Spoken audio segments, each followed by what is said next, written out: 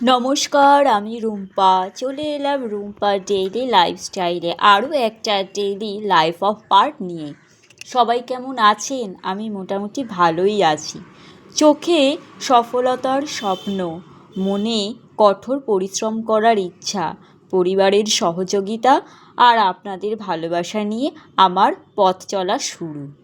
আরও একটা নতুন ব্লগ নিয়ে আমি হাজির প্রত্যেক দিনের মতো। সবাই এইভাবে সঙ্গে থাকার জন্যে অসংখ্য ধন্যবাদ। তো শুরু করে দিলাম আরও একটা নতুন ব্লগ তো আমি আপনাদের সামনে প্রতিনিয়ত নিয়ে আসছি।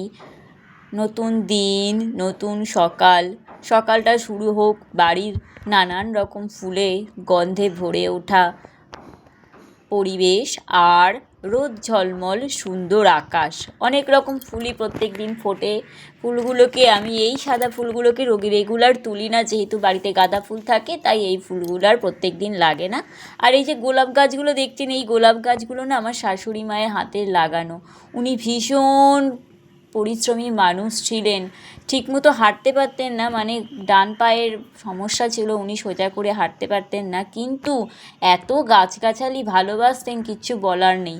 আর এত কাজপ্রেমী ছিলেন না, যখন নারকেল গাছের ডাঁটিগুলো পোড়াতেন এক সাইডে, উনি মানে এতটাই খেয়ালের বশে কখন মানে সামনে এগিয়ে যেত, ওদিকে ধোঁয়া উঠছে, ওনার খেয়ালই থাকতো না। খুব পরিশ্রমী মানুষ ছিলেন আর খুব মানে একজন মা যেরকম হওয়া উচিত, মানে আমি শাশুড়ি হিসেবে যাকে পেয়েছি আমি শাশুড়ি মাকে পেয়ে ভীষণই ভাগ্যবতী। উনি যখন ছিলেন না, আমাদের খুব মানে আমাদের জীবনযাত্রা খুব সুন্দর করে কেটে যেত। একটা নিম্ন মধ্যবিত্ত পরিবারের জীবনযাপন যেরকম করে কেটে যাওয়ার ঠিক কেটে যেত। আর এটা হচ্ছে আমার শাশুড়ি মায়ের টুনটুনি। কি সুন্দর করে ডাকতো, টুনটুন বলতো, আর ও ঠিক খাওয়ার সময় গেটের সামনে, আমাদের দরজার সামনে এসে চারটে পা জড়ো করে সুন্দর করে বসে থাকতো। এখনও কিন্তু ওকে আমরা নিজেরা যেই পরিমাণ, মানে নিজেরা যেরকমভাবেই হোক চালিয়ে নিই না কেন, কিন্তু ওর জন্যে প্রত্যেক দিন মাছ নিয়ে আসে। একদিন আমি আপনাদের দেখাবো। আমিও তো জানেন, আমিও তো ওর মাছ সেদ্ধ করে দিতাম তেল নুন দিয়ে। একটা বাটি ছিল ওর জন্যে। আমার শাশুড়ি মা আর আমার হাজবেন্ড খুব ভালোবাসে এই টুনটুনকে। ওদের বাচ্চাগুলোকেও কী যত্ন করে খাওয়ায়। আমার এত, মানে এই জিনিসটা এদের বাড়িতে এসে আমার খুব ভালো লেগেছে। যখন কিছু থাকে না, ফ্রিজ থেকে দুধ বার করে সেই দুধটাকে জাল দিয়ে ওদের খেতে দেওয়া হয়। ঠান্ডা দেওয়া হয় না, ঠান্ডা দিলে যেহেতু ওদের জিভে ঠান্ডা লাগবে, সেই জন্য ঠান্ডাও দিতাম না। আর শাশুড়ি মা টুনটুন বলে ডাকতো, আর ম্যাও ম্যাও করতে করতে কী সুন্দর ওরা সামনে চলে আসতো। একদিন যদি না আসতো না, ছটপট করতো। যখন আমার শাশুড়ি মাকে রাখা হয় উঠোনে, এই আমাদের এই টুনটুন, আমরা ওকে আর বিড়াল বলি না, টুনটুন বলি। টুনটুনকে আমি দেখেছি, নিজের চোখে দেখেছি, ওর চোখ দিয়ে জল পড়ছে আর শাশুড়ি মায়ের মাথার কাছে এসে বসে আছে। আর এখন আমার কর্তামশাই, আমার শাশুড়ি মা, এদের দুজনকেই আমি দেখেছি এত সুন্দর করে এরা সেবা শুশ্রূষা করতে পারে পশু পাখি। যখন ওই অত পরিশ্রম করে হাড় ভাঙা খাটুনি খেটে রোদের মধ্যে আসে, এখন কী পরিমাণ রোদ। আগের দিন ভিডিওতেই বলছিলাম, শীত গ্রীষ্ম বর্ষা যাই হোক না কেন, ওকে ওই রোদের মধ্যে, ঠান্ডার মধ্যে, বর্ষার মধ্যে যেতে হয়। কিন্তু বাজার যদি করতেও মানে না চায়, বা কোনো দিন আমিও বলি এত রোদের মধ্যে বাজার করতে হবে না, পরে তুমি যেও, তো কিন্তু বিড়ালের জন্য মাছ নিয়ে আসবে, সেই মাছকে ওই সময় এসে নিজের হাতে ধুয়ে রেখে দেবে। এই সব কিছু আমরা শাশুড়ি মায়ের থেকে শিখেছি। শাশুড়ি মায়ের যখন ছিলেন, আমাদের সত্যি খুব সুন্দর করে জীবনযাত্রা চলে যেত। তো যাই হোক, অনেক গল্প করলাম, আর গল্প করতে করতে আমি আমার প্রত্যেক দিনের বাসি কাজগুলো সারছি। আর এইভাবে হলো, আমি এবারে যেহেতু আমি বাড়িতে একাই থাকি, তো এই পাশের মানে সামনের উঠোনটা ঝাড় দিয়ে এসে একদম তালা দিয়ে ঘরে চলে আসি। আবার যখন বাইরে গিয়ে স্নান টান করে যখন তুলসী মন্দিরে জল ঢালতে যাই, তখন একটু জল ঢালি, আর ওই আমের আচার বয়াম দুটো বাইরে রোদে দিয়ে আবার চলে আসি বাড়িতে। আর তারপর হাজব্যান্ড বাড়ি আসে 12:30 1টা, তারপর গেটে তালা খুলি, নাহলে ততক্ষণ পর্যন্ত ওই যেই আসে আমি ওই বাইরে দরজার ভেতর থেকেই কথা বলি। কারণ ওই বাড়িতে কোন দিন নারকেল পাড়তে আসে, ডাব পাড়তে আসে, সব সময় তো আমি থাকি না। তো আর আমি এইসবের মধ্যে থাকিও না। আগের দিনই বলছিলাম, আমি একদম বলতে গেলে একেবারে গৃহবধূ। তো এই সমস্ত কিছু আমার শাশুড়ি মা আগে দেখাশোনা করতেন। তো সেইগুলো আমি তো ওইসবের মধ্যে থাকিও না, অত বুঝিও না। তো আমার কর্তামশাই যখন আসে ওই সেই 1টা-1:30টার সময় তখনই দরজা জানলা খুলি, আর যেটুকু মানে গেটের তালাটা খুলি। তারপরে ওদের সবাইকেই বলে দেওয়া থাকে, যদি ওরা আসে যখন ওই সময়ই আসে। সাধারণত তবুও আমি যেহেতু একা থাকি সেই জন্য আমি আর মানে গেটটা খুলে রাখি না, কারণ বেশিরভাগ সময়ই তো আমাদের হাউসওয়াইফদের রান্নাঘরেই কেটে যায়।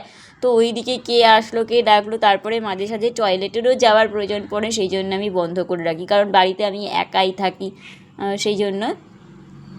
এরপর বাসি কাজ সেরে আমি চলে যাচ্ছি দাঁত মাজবো, দাঁত টাত মেজে তারপর যাব স্নান করতে, কারণ সমস্ত বাসি কাজ সেরে। আর মাঝে মাঝে তো এমন হয় এত জল তেষ্টা পেয়ে যায় না, যে আমার এই রান্নাঘরে না মারাত্মক গরম, তাই যখন আমি আর পারি না একটু ফ্যান চালিয়ে নিই, কিন্তু সব সময় তো হয় না না, রান্না করার সময় যদি ফ্যানটা চালানো হয় আগুনটা এঁকে বেঁকে যায়। তো এইবারে একটু দাঁত টাত মেজে সকালে উঠে কোনো দিনও গ্লাসে বা কোনো দিনও কাপে 1 কাপ বা 1 গ্লাস জল খেয়ে নিই। আগে তো বিস্কুট খেতাম, কিন্তু এখন আর বিস্কুটটা খাই না। তো ওই 1 গ্লাস জল খেলেই বা 1 কাপ জল খেলেই আমার সুবিধা হয়, তো সেটা নিয়েই আমি তারপরে জল টল খেয়ে তারপর একটুখানি ফোনটা দেখি, 10-15 মিনিট ফোনটা একটু দেখে তারপর আবার চলে যাই স্নান টান করতে। ও তার মাঝখানে তো ঘর মোছা থাকে, ঘরটা মুছে নিই।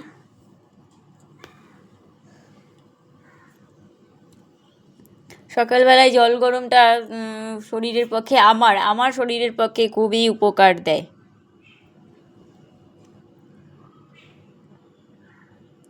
একজন হাউসওয়াইফ হিসেবে অনেক স্বপ্ন, একটু নিজের পায়ে দাঁড়াই। আমার হাজব্যান্ডের ওই কঠোর পরিশ্রমের ব্যবসা, সত্যি খুবই কষ্ট লাগে। যদি একটু ওর পাশে থাকতে পারতাম, যদি একটু কিছু যদি একটু মানে সঙ্গে থাকতে পারতাম।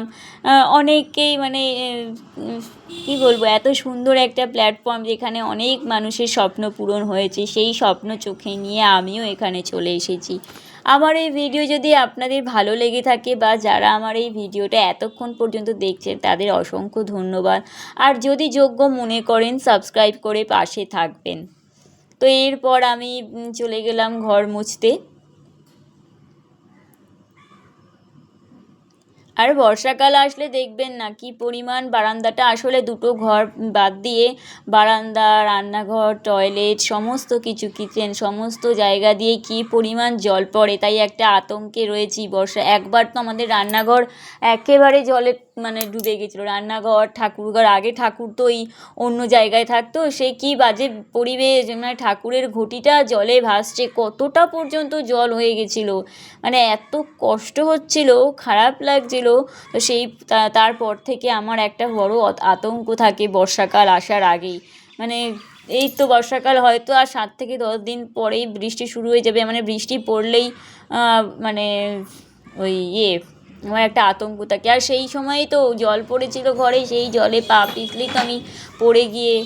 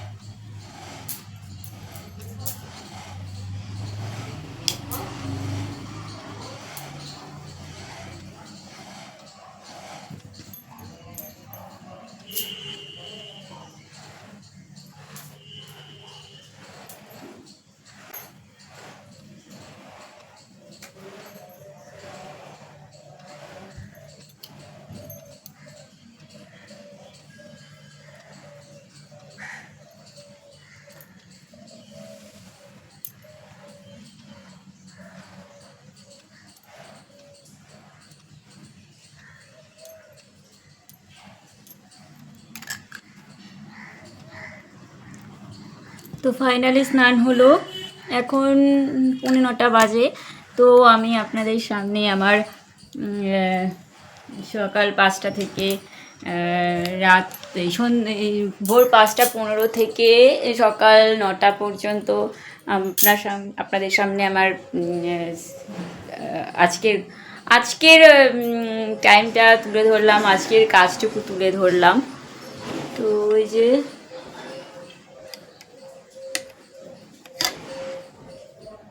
9টা বাজে, তো নেক্সট আবার আর একটা ভিডিওতে আপনাদের সাথে দেখা হচ্ছে, কথা হচ্ছে। ততক্ষণের জন্য আপনারা সবাই ভালো থাকবেন, সুস্থ থাকবেন। আর এদিকে দেখুন, একটু আগেই বলছিলাম না ওরা বিড়াল কি ভালোবাসে। শুধু বিড়াল নয়, সেদিন পাখিকে জল খেতে দিয়েছিল আর আমাকে বলেছিল মুড়ি দেবে, আর আমি মুড়ি দিইনি বলে আমাকে বাড়িতে এসেই কি বকাবকি। সেই জন্য আমি আজকে অনেক মনে করে সকালে ঘুম থেকে উঠেই আমি মুড়ির কৌটোটার সামনে রেখেছিলাম। ভাবলাম যে না, আগে দেবো না, যাই একটু স্নান টান করে নিই, বাসি জামা কাপড়ে দেবো না, তা স্নান টান করে নিয়ে আমি পুজো দিতে যাব। তার আগে যেহেতু পুজো দিতে বাইরে জল ঢালতে আসি তুলসী মন্দিরে, তো একেবারেই বার করে রেখেছিলাম যে মুড়িগুলোকেও পাখিগুলোর জন্যে দিয়ে দিই। সত্যি এই কাজগুলো করতে খুবই ভালো লাগে, পাখিকে খেতে দিতে কে না চায়, খুবই ভালো লাগে। তো যাই হোক, আমি আপাতত এবারে আমার ভিডিওটা এইখানেই শেষ করলাম। আবারও একটা লং ভিডিও নিয়ে আপনাদের কাছে হাজির হয়ে যাব। আমি রুম্পা, চোখে অনেক স্বপ্ন নিয়ে নতুন পথ চলা শুরু করেছি। সবাইকে অসংখ্য ধন্যবাদ যারা এতক্ষণ পর্যন্ত আমার ভিডিওটা দেখলেন। এইভাবেই সব সময় সাথে থাকবেন, পাশে থাকবেন। আমিও আপনাদের অবশ্যই পাশে আছি। এখনের মতন সবাইকে টাটা, ভালো থাকবেন।